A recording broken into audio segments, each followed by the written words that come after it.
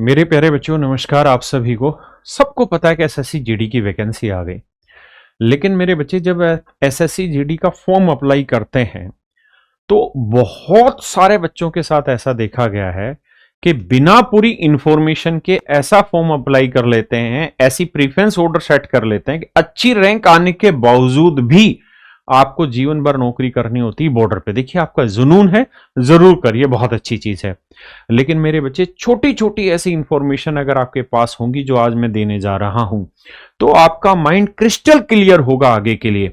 क्योंकि आप में से लाखों ऐसे बच्चे होंगे जिनकी जर्नी केवल एसएससी जीडी तक सीमित नहीं रहेगी, बल्कि एसएससी जीडी तो जीवन का एक पहला पड़ाव है जहां से सरकारी नौकरी लेके वो आगे की ओर बढ़ेंगे और किसी और डिपार्टमेंट के लिए तैयारी करेंगे। तो बहुत बच्चे ऐसी नौकरी चाहते हैं जहां आगे की तैयारी भी पॉसिबल हो पाए। तो मेरे बच्चे, ये वीडियो है एसएससी जीडी में प्रीफरेंस ऑर्डर सेट करने के लिए। आप सभी का स्वागत है। मैं राकेश यादव आप सभी का इस वीडियो में स्वागत करता हूं। मेरे प्यारे बच्चों, ये सारी वैकेंसी है जो इस बार आई है मेरे बच्चे, जैसे बीएसएफ है, सीआईएसएफ है, सीआरपीएफ है, सशस्त्र सीमा बल है, आईटीबीपी है, असम राइफल है और सेक्रेटरीट सिक्योरिटी फोर्सेज है। मेरे बच्चे, इन सब की अगर मैं बात करूं तो एक एक के बारे में पहले डिफाइन करता हूं, फिर आपको प्रीफरेंस देता हूं।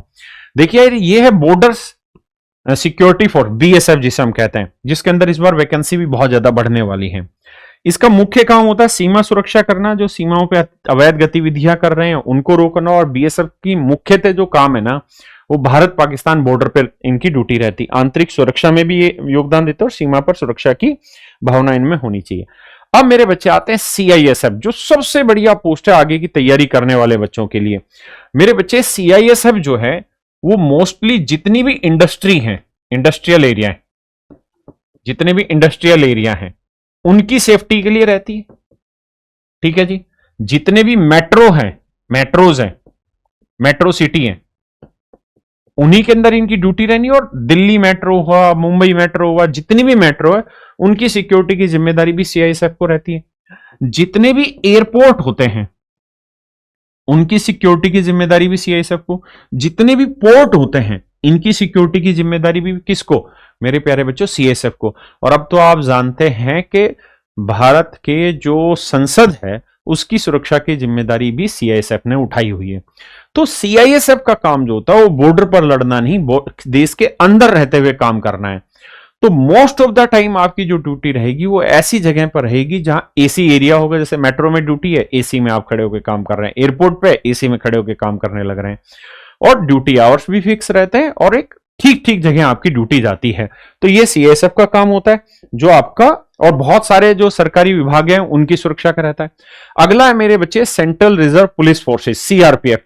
देखो यार, ये सीआरपीएफ जो है ये देश की आंतरिक सुरक्षा का भी काम देखती है और ये बेसिकली घूमते रहते हैं। आज यहां है, कल यहां, इस तरह से रोड की जो सिक्योरिटी है, आप जब भी कहीं जाएंगे, श्रीनगर घूमने जाएंगे तो आप देखेंगे सीआरपीएफ को रोड पे खड़ा हुआ पाएंगे बहुत जगह। यानी रोड की जो सिक्योरिटी का मामला वो सीआरपीएफ देख रही होती है। अब मेरे बच्चे, हम बात करते हैं सशस्त्र सीमा बल। मेरे बच्चे, भारत की नेपाल और भूटान की जो सीमा है उस पे जिनकी ड्यूटी रहती है वो मेरे बच्चे सशस्त्र सीमा बल है। इनकी हमेशा ही most of the time duty border पे रहेगी। इसके बाद आते हैं मेरे बच्चे इंडियन तिब्बत बॉर्डर पुलिस। तो आप इसके नाम से ही समझ जा रहे हैं, तिब्बत यानी भारत चीन सीमा की सुरक्षा करता है आईटीबीपी, मुख्यतः इसका काम ही होता है और बॉर्डर पर इनकी ड्यूटी रहती है हमेशा।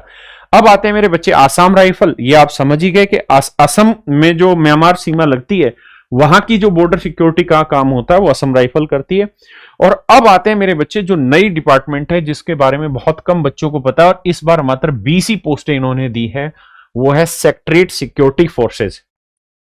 इसका काम सरकारी कार्यालय और सचिवालयों की सुरक्षा होती है।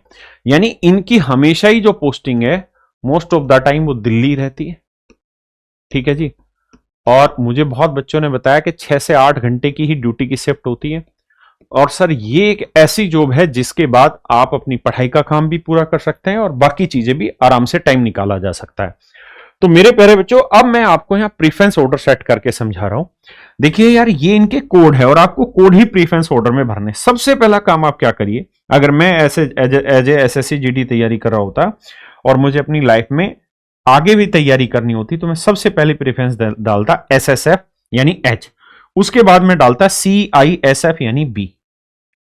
ये दो मोस्ट क्रीमी पोस्ट है मेरे बच्चे, एच और बी। उसके बाद फिर आप ये काम कर सकते हैं कि बीएसएफ ले सकते हैं। मैं अपनी तरफ से प्रीफरेंस बता रहा हूं, सबकी अलग अलग हो सकती है। उसके बाद मेरे बच्चे एसएसबी ले सकते हैं, आईटीबीपी ले सकते हैं, असम राइफल ले सकते हैं। डीईएफ में से आप अपने अकॉर्डिंग चूज कर सकते हैं जो पसंद आए आपको। और मेरे बच्चे फिर सीआरपीएफ सी भी डाल सकते हैं, क्योंकि इनका काम क्या क्या है वो मैंने आपको समझाया। तो मेरे बच्चे मेनली आप ये ध्यान रखना, पहले पे एच डालना, क्योंकि बहुत बार ऐसा होता है कि बच्चों की रैंक तो आती है टॉप 50 में रैंक आ जाती है और कैटेगरी भी होती है, लेकिन उनका जो प्रीफरेंस ऑर्डर है वो उन्होंने बीएसएफ डाल दिया। बाद में पछताते हैं कि यार मेरी तो रैंक अच्छी आई, क्योंकि सच बात यह कि आप में से किसी को भी नहीं पता कि आपकी रैंक क्या होगी। ये आने वाले 100 दिन जो हैं, ये 100 दिन की जो तैयारी है वो ही आपकी रैंक डिसाइड करके देगी।